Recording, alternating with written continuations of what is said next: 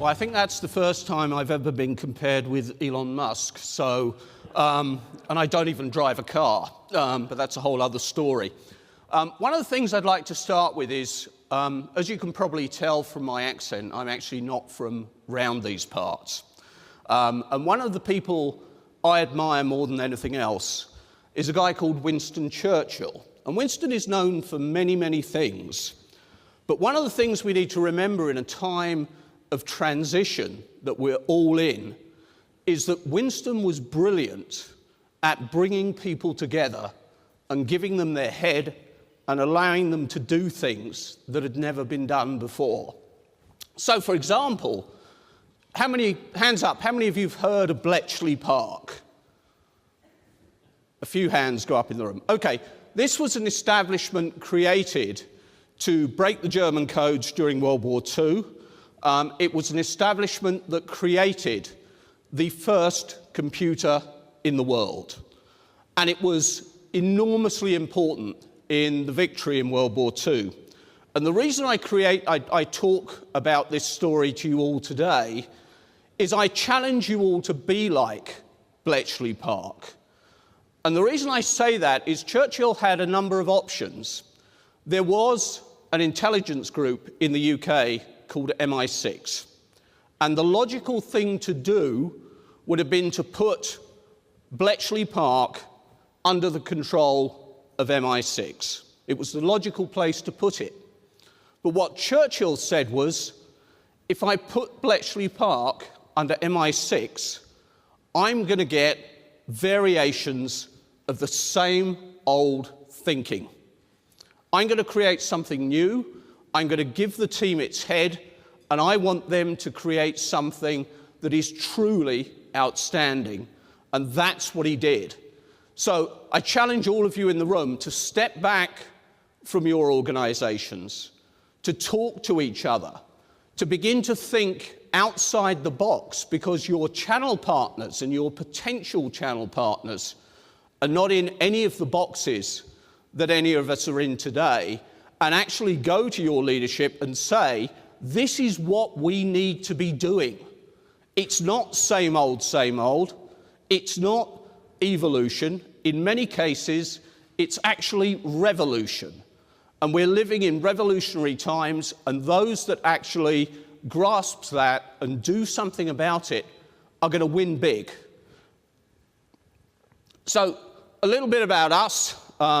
Why am I standing here? Well, we run the Channel Focus community. If any of you are not part of that, it's free to subscribe. Please join up. We have the Channel Focus Conference, which, as Dave said, takes place on the 14th to 16th of May. We also run a retreat for 40 of the most senior channel leaders in the world. And the reason I go into this is not by way of an advert, it's by way of this is where we're getting tremendous input from. We also have the Cloud Services community, and that's a community for partners actively selling cloud products and services today. And we also have, within that community, groups like the CPA group, the marketing agency group, etc., who I'll talk about some more.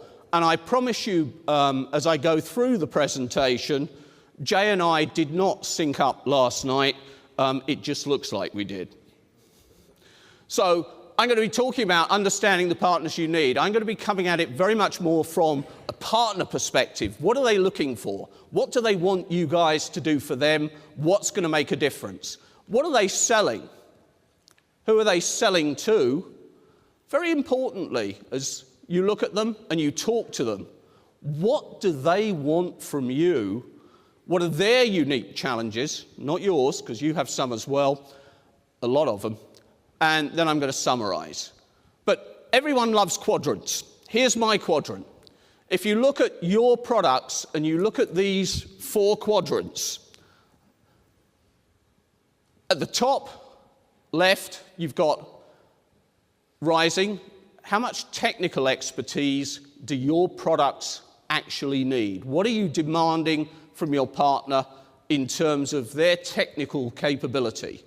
Across the bottom, how much business expertise are you demanding from your partners? And I urge you all to map your products, not your company, individual products, because individual products may require different types of expertise, be they business or technical, and really understand, as a result of that, the kind of partner that you actually need as an organization. Here's the lovely segment. Require very little technical expertise, very little business expertise. It is a wonderful race to zero, and hardly anybody is making money out of it. There's a low technical requirement, low business requirement. How does a partner build profitability or value? In the software field, it's things like Office 365, it's Google Apps. I've yet to find a partner who, on their own with these products, is actually making any money out of them. In fact, I was talking to a guy who runs a very, very successful managed service provider business in Southern California, a company called Alvarca, and I said, "How do you deal with this, Oli?" And Oli turned around to me, he said, "I put them in touch with AppRiver." You have to be big, you have to be bold, you have to have huge volumes. Now, you can bolt things on top of it, DRAS, security, all sorts of other stuff, but unless you do that, you can't actually make money. So that bottom left quadrant is a real tough and heavy load. So, technical partners. Hey, everybody's going to be technical, and it's going to be cool, and it's going to be wonderful, and everybody's going to make money. Well, no. There is a segment, and it's a very important segment, and it's where you require not a lot of business expertise, but you require tremendous technical expertise, data centers, various other areas like that. High-level technology skills. It requires big investment. A number of years ago, our partner came to us and said, "Rod, you're moving to the cloud. I will put all your information on my servers."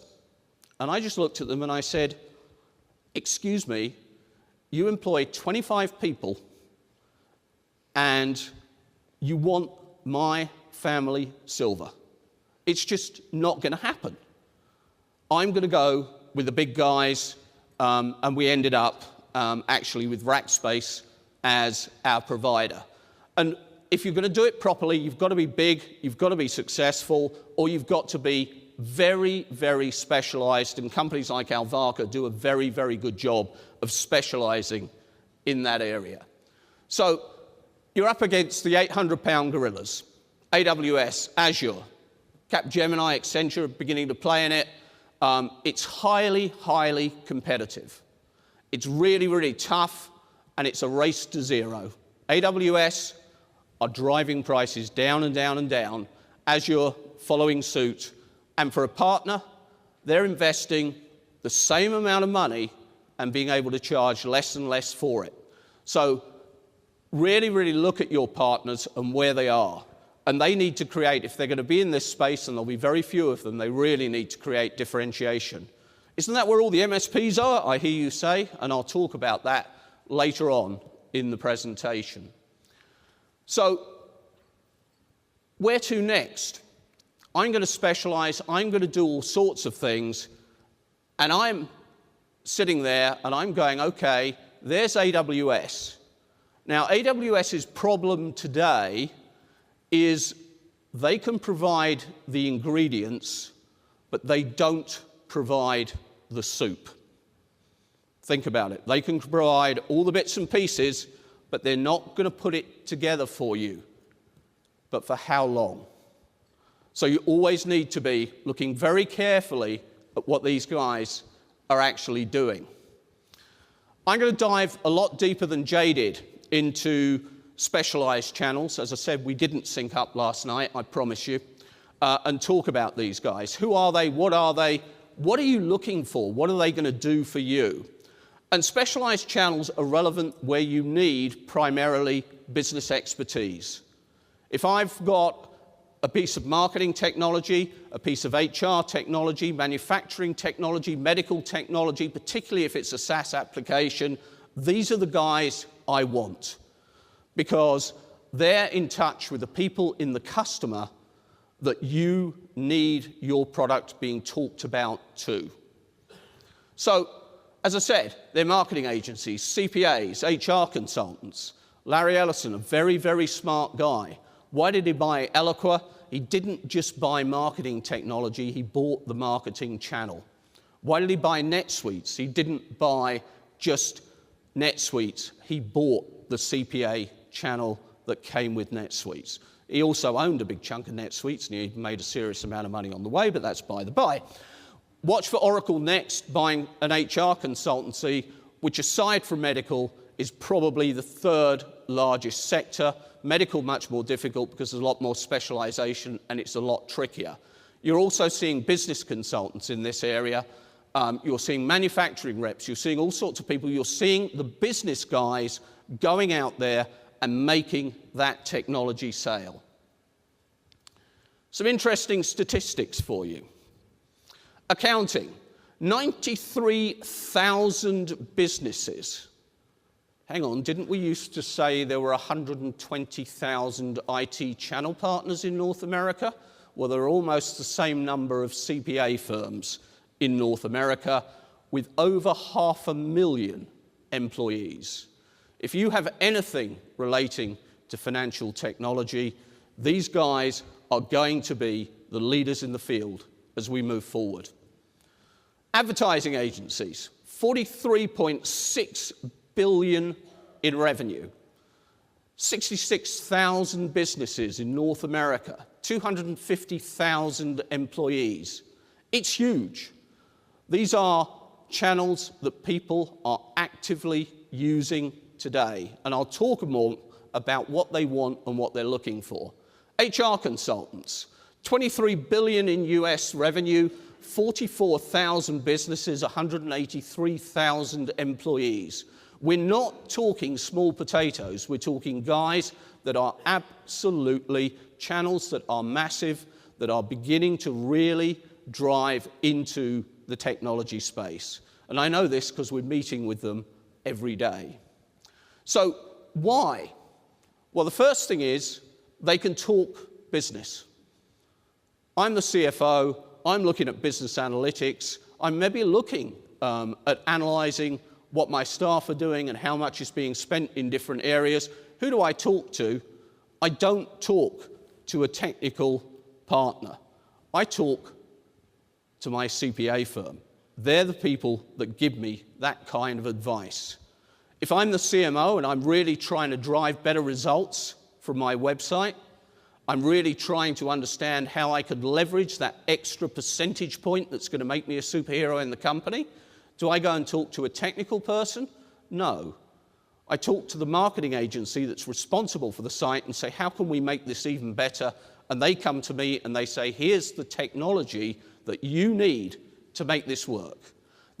We've talked about trusted advisors for years.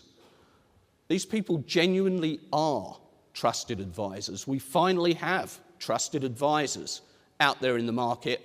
And for many of them, this is really, really appealing. Their traditional revenue is under pressure. If you're a CPA firm and you're based on tax and audit, you are on a very sharp flight to going bust. You only have to see the ads every time it's tax season. Do this for free, do that for free, and audit is under pressure as well. This is a wonderful source of new revenue for them. Marketing agencies, very, very much looking at how they can increase what they're doing with their customers, get away from those small projects, get into things that are actually going to give them the opportunity to drive long-term revenue. And SaaS is changing the sales paradigm. It's no longer about configuring those servers in the back office. When we moved completely into the cloud, we really, really struggled to find a partner. Because what we wanted was someone that understood media. They understood marketing, they understood events, and they could help me and my CFO run our businesses more effectively. And the other challenge they had is 5 years ago, we had 3 full-time, very highly paid technical people on staff, and today we have 0. So don't come in and talk bits and bytes to me or my CFO, Jeannie. You're not going to get a very good response. You might actually be shown the door in 5 minutes. If you can't come into my office and talk to me about my business and how we make money and where we make money, don't even bother opening the door. It's the reality today. That's what we want, and that's what businesses actually want.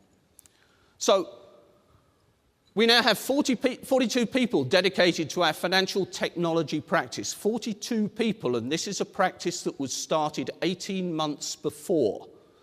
How many of your other partners have grown from 0 to 42 staff, making a heck of a lot of money in 18 months? Not many, I suggest.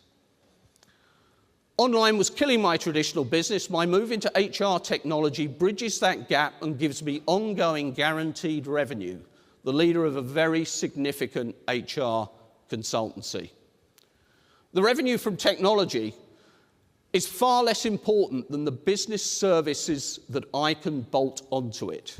So it's not just about the revenue from the technology, but note that it's business services. It's not coding. It's not doing all those other things that we've traditionally said that partners want to do. It's actually bolting on high-level business people that they can sell to the customer. So why are they winning? Well, they talk the customer's language, they already have the ear of the C-level, and they have very, very specific market expertise. So if you are in the SaaS environment and you've got applications, or as Jay was talking about, micro applications, these guys are going to be a phenomenally important route to market for you. And how do you find them? Well, this is really, really tricky. We meet with 50 CPAs and 50 marketing agencies who are selling technology about 7 or 8 times a year. And that's growing in different markets. I have yet to meet one of those people who has ever bought from distribution. 90% of them don't even know what we mean when we use the term distribution. They buy direct from the vendor, and they want that vendor relationship. I had a very interesting conversation, I won't say with whom, but with a very large IT company who said that Ingram had made a proposal to them that they would go and recruit CPAs for them and they would charge X, Y, and Z for doing it. I looked at the person concerned, I said, so you're going to pay Ingram to try and recruit CPA firms that they are then going to sell to every other potential Ingram vendor. That doesn't make an awful lot of sense. What you need to do is you need to look outside the box. These guys are at their own industry events. There are new events starting to be created where you can reach them. You need to be looking very differently at how you approach them. And one of the interesting things we've found, because we've been doing this for a while, if you've got a financial product and you're looking at a CPA firm, and it's the same with most of these categories, the partners are listed.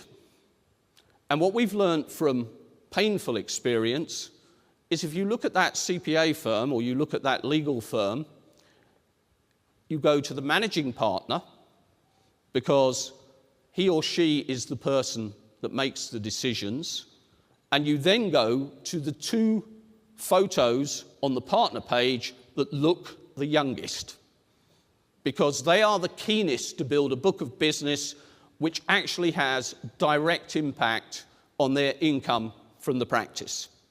And so you can go out there, you can find these people, it's hard work, but if you do it, it's really worthwhile. And what they want from you is very, very different. For goodness sake, please, please, please don't go to a marketing agency, an HR consultant, and go, we are going to certify you on our product. Because frankly, the person doing the training probably knows less about HR than the HR consultant. They know less about accounting than the CPA that you are trying to train. They want something very different. And very interestingly, having spoken to a lot of these people, and actually myself for many years, having run a marketing agency. Not now, but years back. Hands up anyone who can say what they're actually really bad at. Any thoughts? Absolutely. They are hopeless at marketing themselves. CPA firms are appalling at selling and marketing. And so they need a different kind of enablement. My biggest struggle running the advertising agency was basically we could do fabulous stuff for the clients, but for some reason we couldn't build until very late in the day a marketing machine that was effective for us.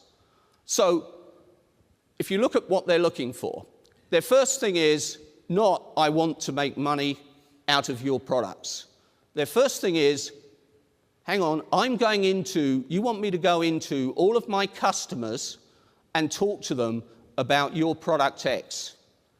How are you going to convince me that as a result of that, I am actually going to look like a superstar, not a chump? So how are you going to enhance my value with my customers? I want support. I want great things. One of the really cool things about Salesforce, and I know they've come up a number of times, is if you've got financial technology and you call Salesforce, you can actually talk to a CPA. It's one of the big challenges for distribution. That CPA sitting down the end of that line is probably earning 2 or 3 times as much as the most expensive person in the office at Ingram or TD. So enhance their value to the customers. Demonstrate how you can make them look much better. Treat them like a business partner. They really, really want a business engagement. None of this grotty spreadsheet that your channel account manager sits down with them in, scribbles in a few numbers, sends it into your head office and says, here's the business plan. They genuinely know what a business plan is, and they want one. And they want to understand what your part in that business plan is actually going to be. You're asking me to do this. What are you going to do in return? Really, really important. Enable them to bolt on professional, not technical services. They're basically time and materials machines in a lot of cases. And so they have expensive people that they want to sell at the highest possible price to their clients. So how does your technology enable them to sell those kind of services to their customers? And if you can do that, that's actually far more important to them than the margin they make on the technology, which is why Salesforce can get away, and they're probably the only company that can, with the outrageous partner remuneration that they give, i.e. virtually zero. They want a solid business plan. And that really challenges, all of these things challenge your channel account management teams, because how many of them can really, really talk business to the partner, and how many of them can really understand what it takes to build a business plan? So your channel account management team, if you're in any of these areas, one needs to really understand the business issues facing the client, and they need to understand a different set of business issues that are facing your partners, and how do you train them and enable them to do that? Their biggest single thing they want from you is sales and marketing enablement. Make me look good and give me the ability to get your stuff into my customers. We're hopeless at sales. We're hopeless at marketing. How can you help me do this? Don't ask them to go through technical training. You'll probably be shown the door. And provide quality business support. Don't get them on the phone to a techie. If they're a CPA, they want to talk to a CPA. If they're a marketing agency, they want to talk to a marketing person. They want someone who understands how to get those extra points off the website, those extra leads, and convert them into actual business. You need people who can talk like that and really talk the talk and help them walk the walk. So it's a different kind of support. Marketing people, accountants, HR experts, and they are very expensive. And so you need to be really thinking about how you can provide that support, what your charges need to be, and how you make money whilst doing it. And it's a three-stage journey. If you go into any of these companies, the way it works is, firstly, it's adopted inside the company. Let me have a look. You've got this really cool piece of marketing technology. Let's have a look at it internally. Let's get some people to play with it. You've got this great HR technology. Let's see how it works within my company. Okay, we're kind of getting used to it, and it's kind of cool. So now I'm going to start selling it to my customers. What help and support are you going to give me to do that? How are you going to help me understand how to take that to my customers? And it's not as simple as it sounds.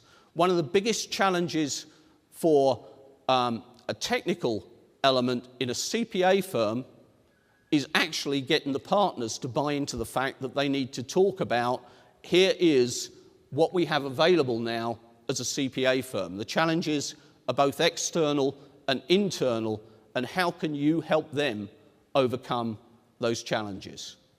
How can you show them other businesses that have done this, that have been really successful, and what they've done, so that the person actually has a serious business case to put to his/her own internal management team?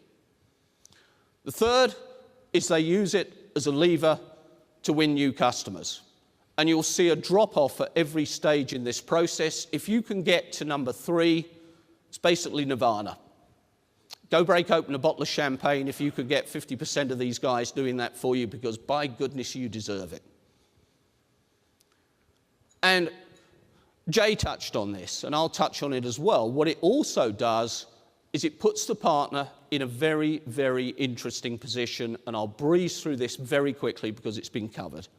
But there's a new concept out there, land and expand. And I was talking to a traditional vendor the other day, and basically they said, we are probably losing 50% of our business in our major customers without even knowing it's happening. How the devil can that be the case? Well, if you look at it, traditionally all the partners chugged into the CIO and the IT staff's office, and it was all very cool, and basically it was great, and there were influencers, and the CIO was in control, and as we've heard, it's no longer that way today. If your partners have only got a great relationship with the CIO, watch out, you have a problem. Because invariably, a partner from one of your competitors in one of your areas is engaging with a line of business manager and going, boy, have I got the stock control system for you. Boy, have I got the business analytics system for you. Boy, can I do something for your marketing, Mr. Mrs. CMO. They're in there and they're taking business a piece at a time. And the bigger ones are offering more and more technology in different areas. And so they might start with the CMO and go, by the way, you know, Sally, this has been a great relationship. We've done some really cool stuff for you. Who's the CFO in the company? Oh, that's Bert.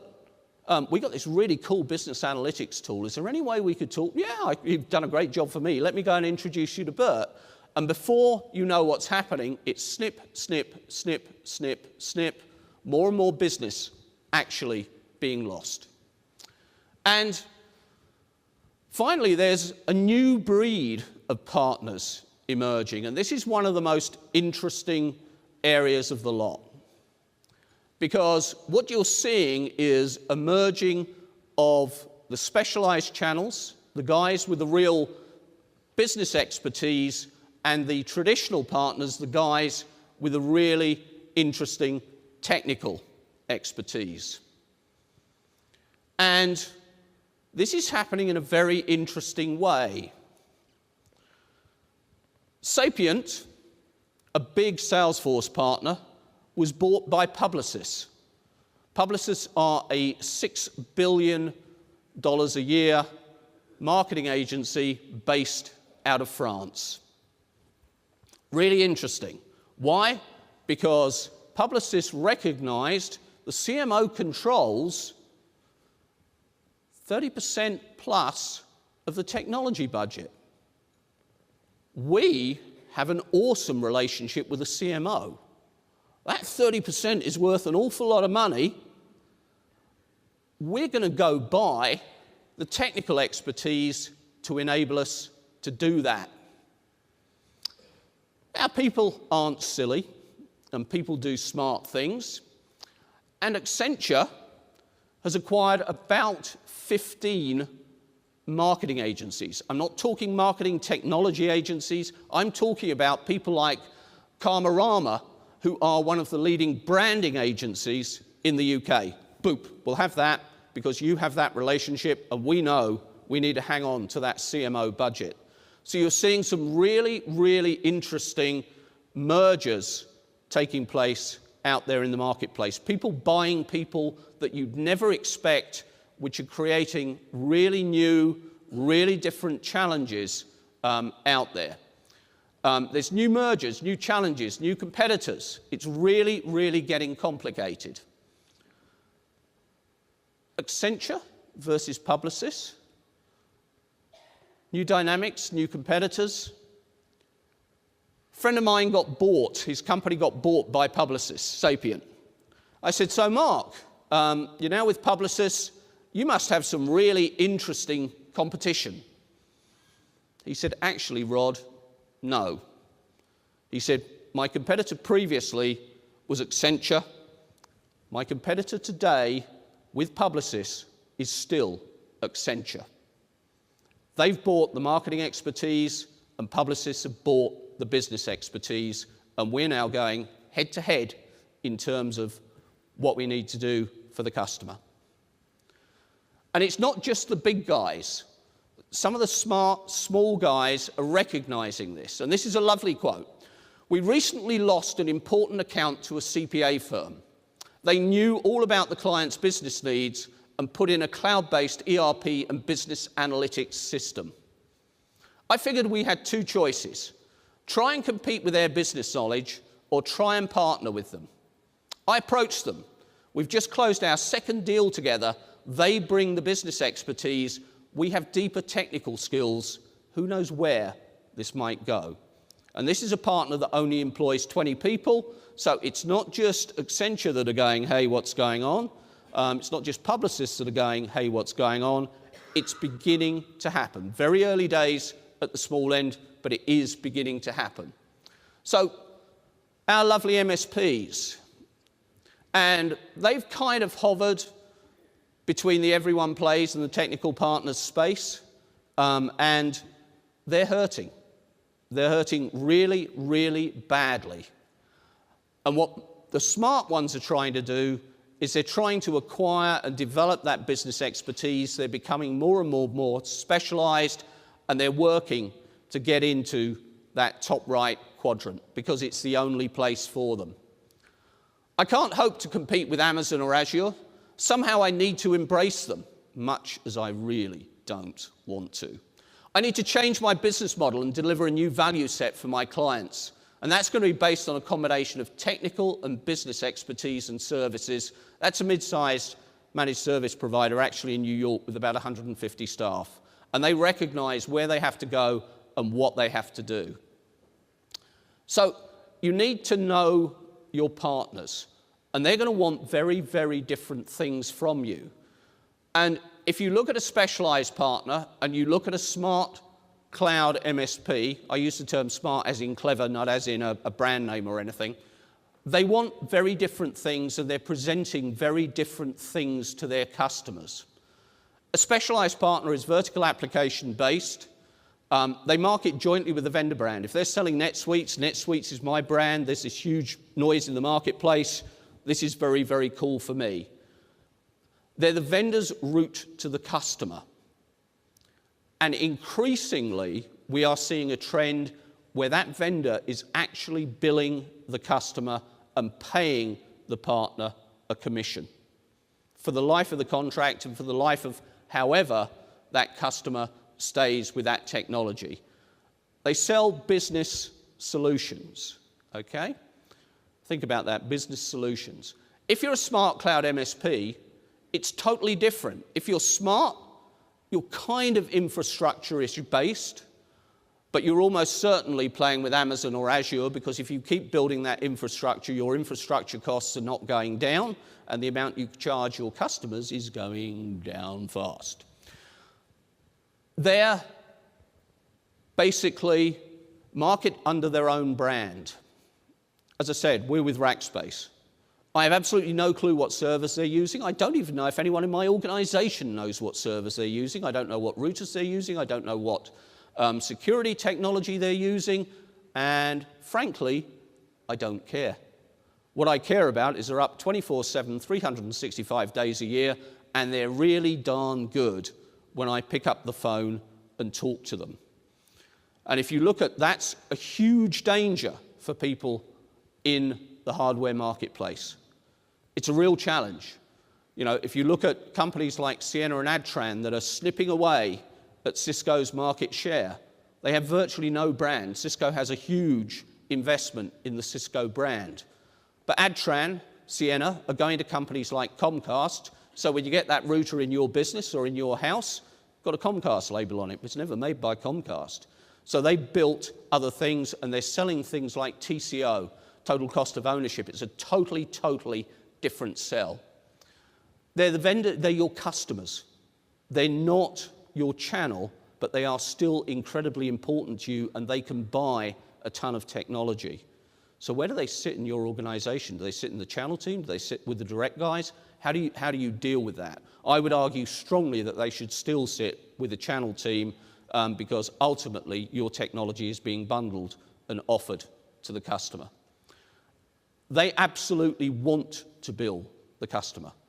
They have no interest in transparency about how many licenses they bought or how many servers they bought or whatever it is. They are selling a service, and they're billing that service on a monthly basis, and they're selling business outcomes. If you come with me, I will keep you up 24/7, 365 days a year. It will be totally secure, and I will make it work for you. So the real difference between business solutions and business outcomes, they are very, very, very different.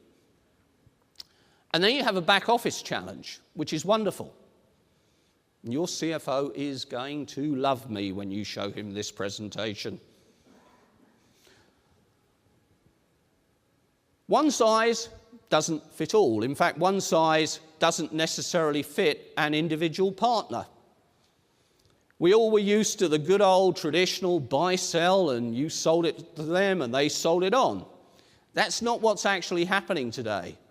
What's happening today is we're looking at recurring commissions, and for goodness sake, don't be one of the people that cuts the commission after year 1 or year 2 of the contract, or you will find your partners reselling somebody else's technology to that same customer. Many people will want to start with a referral model. And the challenge here is a lot of companies actually go, great, that's a referral. I am now going to put you with my sales VP's favorite person, and that's Bloggins & Co., and you refer direct to Bloggins & Co. That creates a huge problem. And the problem is, and I've seen this from many, many partners out there today, Bloggins & Co. have a vested interest in keeping that partner as a referral partner, because they make a lot of money out of them. That partner may want to change their business model and become a proper, full-on partner. Maybe they go halfway. On the less complex deals, we'll be a full partner, we'll still be a referral partner on the bigger deals, and they'll slowly transition. And if you don't have the systems in place to enable the transition, it's not going to happen. You might also look at things like a wholesale model. You also have hardware companies looking at shared risk reward. We'll put the technology in, you put the people on top. This is how you're billing. This is how we are going to share the risks and rewards with you. First hints of that sort of thing happening. So you can't have a way of doing business in most cases. You have multiple ways of doing business that allows the partner to choose, and sometimes that partner will want to choose on a deal-by-deal basis. And who bills the customer? This is a real Lulu. I don't want to bill my customers for these small amounts. It's not worth the expense to do it. My job is to keep the customer happy, not operate as a software company's bank and collection agency, a major CPA firm. I won't work with vendors who want me to bill and collect from the customer monthly. I don't have and don't want to build the infrastructure to support that. I love the vendor directly billing the customer as long as they pay me my commission on the nail every single month. So it's all nice and simple, isn't it? We all now switch our billings and we all bill the customer directly. If a vendor tried to bill my customers directly, I'd never sell their products or services again. A large MSP. So again, depending on who you're dealing with, you may have a portion of the portfolio you're billing directly and a portion of the portfolio where you're actually billing the partner. Nothing in life is simple. So what are they looking for at this end? They're looking for transparency.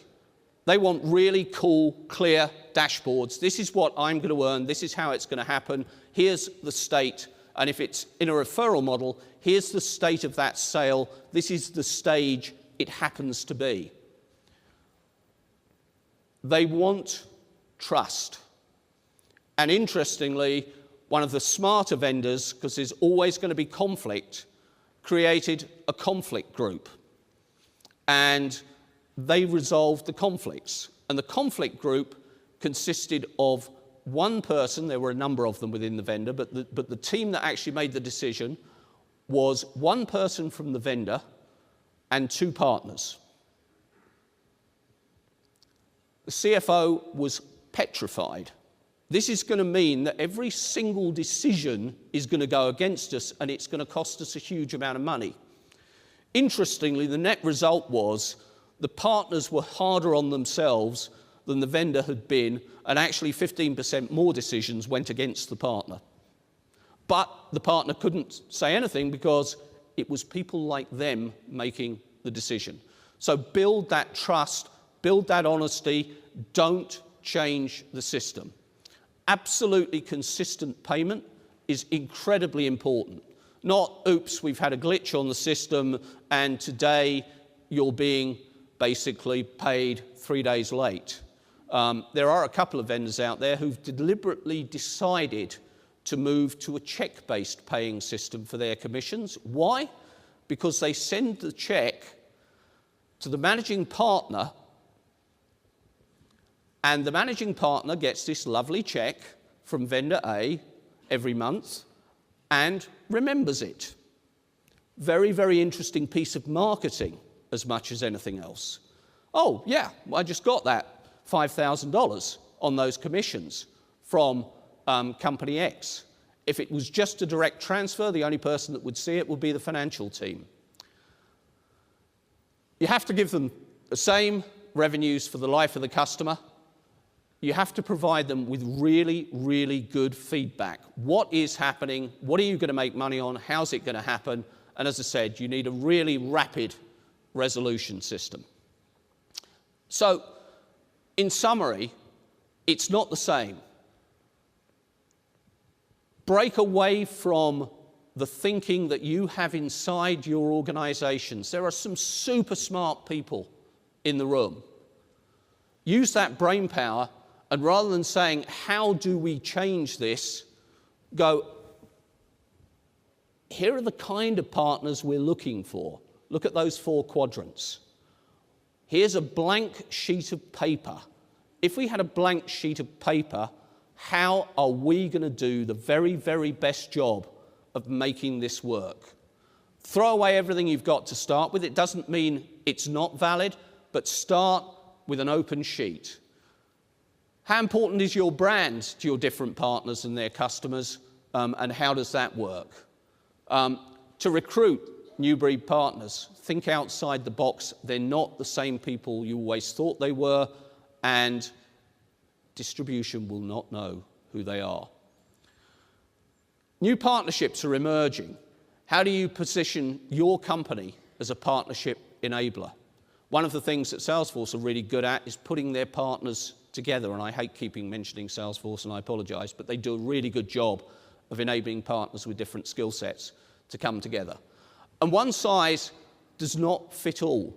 Allow your partners to choose and change the way they choose over time, the way they do business for you. And very, very, very, very importantly, like any relationship, transparency is the key. Have the systems in place to show them exactly what's happening, to give them cool dashboards, to allow them to see exactly what's going on, particularly if you are billing the customer directly, and have a really solid contract for them that protects you and protects them, but where they can see if I bring a customer on board and it's with you for 10 years and I'm active, basically I am going to get that commission at this rate for the next 10 years. So I know I'm standing between you guys and lunch, so I won't ask for questions, but I'll be around while everyone's having lunch. Thank you very, very much indeed.